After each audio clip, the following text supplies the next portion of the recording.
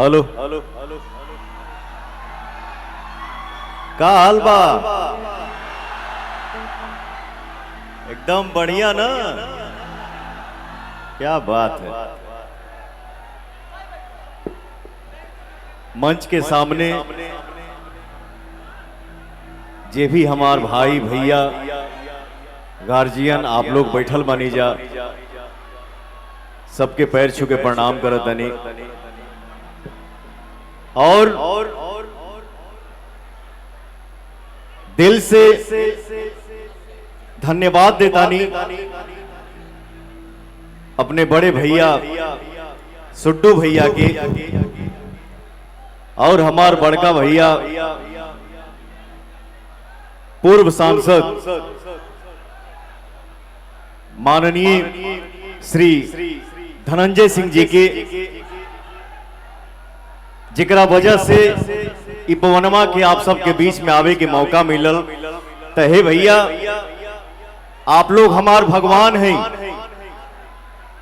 ये मंच के माध्यम से पवन आप सब भैया चाचा माता बहन के पैर छू के प्रणाम करत हनी।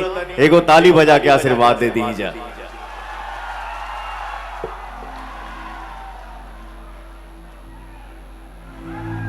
वाह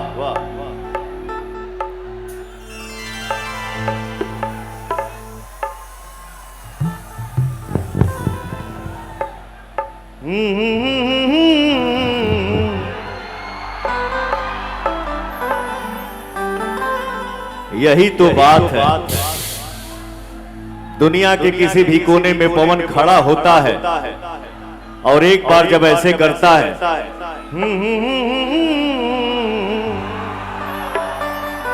और हमारा भोजपुरिया संसार ऐसे ही गरज देता है भैया। मनवा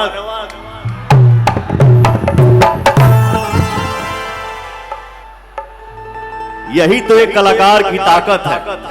इससे बड़ी ताकत कुछ नहीं हो सकती है। बसे ब्रह्मा बसे विष्णु, लव यू रे हमार भाई। बसे ब्रह्मा बसे विष्णु, मोसे देव महेश, बोल बोल के सुमिरन से होला।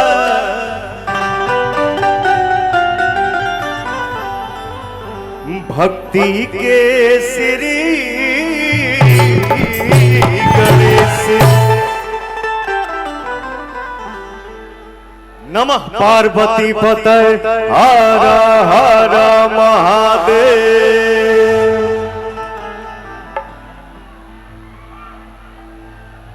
बड़ा भाग्य से भक्ति मंच मिलेला।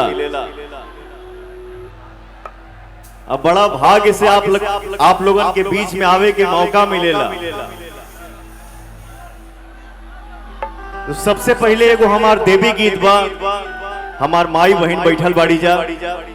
एकरा बाद शंकर भगवान के भजन हुई। आप सबके साथ चाहिए और आशीर्वाद चाहिए।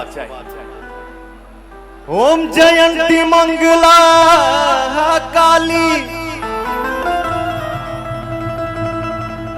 ओम जयंती मंगला काली, भद्र काली कपालिनी,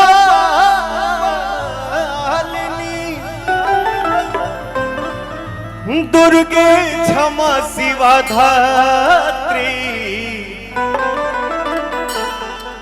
स्वाहा स्वधा नमस्ते।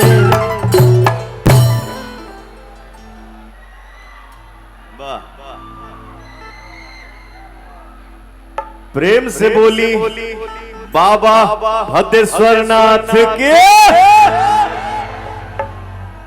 हरे गंगा जी नहाई बोए मैया, जलवा ले पौनवा के देवी गीत के सुन ले बात नहीं, हाथ उठा के बतावा जाओ। क्या बात है। हर गंगा जी नहाई बोए मैया जलवा आंगन लिपाई बोए मैया काला साधा आंगन लिपाई बोए मैया काला साधा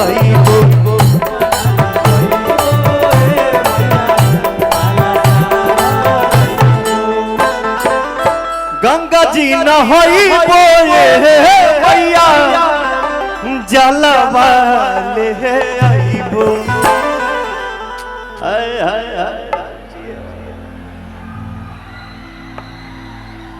यही तो बात है, एक छोटा सा बच्चा उसके अंदर एनर्जी देगी। भक्ति भाव में बानी जा हमनी के हो भैया, आप सबके साथ चाहिए, आशीर्वाद चाहिए, मिली ना हो।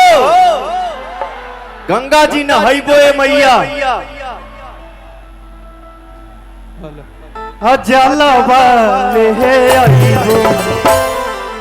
तनी हथवा उठावा जा हो आंगन लिपाईबो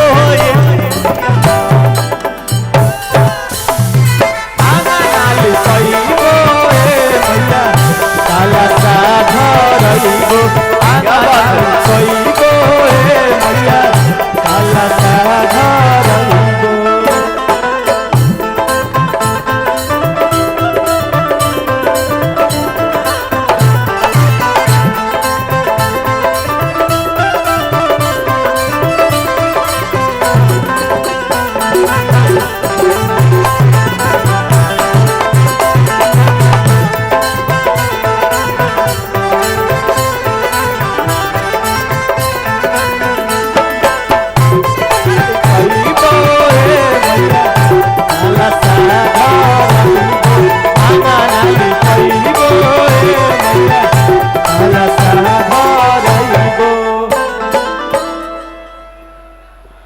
ये मेरा कितना बड़ा सौभाग्य है कि कुछ भाई हमार फोटो बनौले बने जा हमरे अम्मा के साथ। लव यू मेरा भाई, लव यू। आप सबसे जरूर मिलूंगा, ठीक है। तने दो चार ठो भजन गा ली राजा, रुकबा तने समय देवा, गाई कि ना गाई। हरे मालिनी बोलाई बोए मैया और हाउल महामई बो। अरे माली कौन धुआं छोड़ा करे, कम करो, धुआं मत छोड़ो।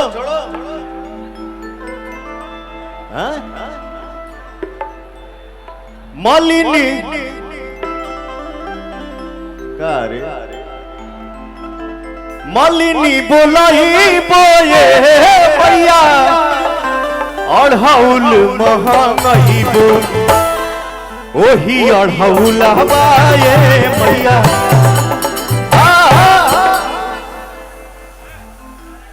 बाबा के दरबार में हम देखेंगे चाहते नहीं, आप सबके बीच में पवनवा खड़ा बा, एनर्जी केने ज्यादा बा, बाएं साइड या दाहिने साइड। आप लोग ताली मत बजाइएगा, खाली यहां से ताली चाहिए। ओही अढ़ौला बाए मैया तो हकेलू भाई, ओही अढ़ौला बाए मैया। आप सब रुक जाओ, तनी हर देखियो। अरे ओही अढ़ौला बाए मैया तो हकेलू।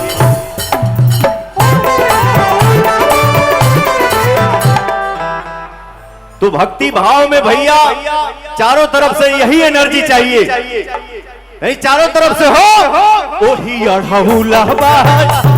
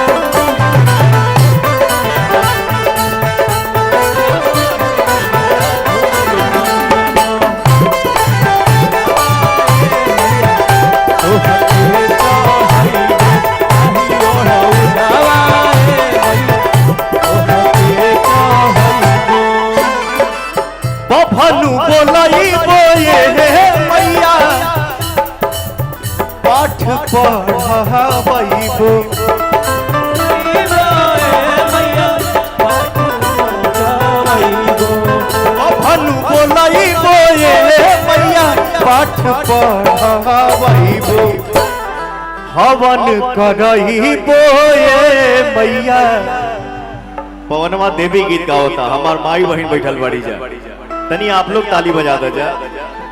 अरे हो मवा जरही बोए मैया पठवा पढ़ई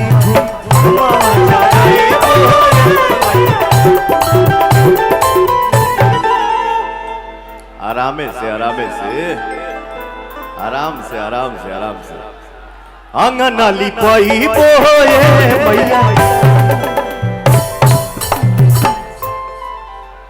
एक भाव बहुत पहले हम गाए थे,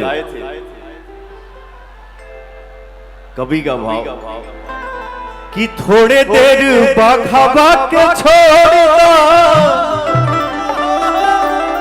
हम वही पर सवार हो जाई।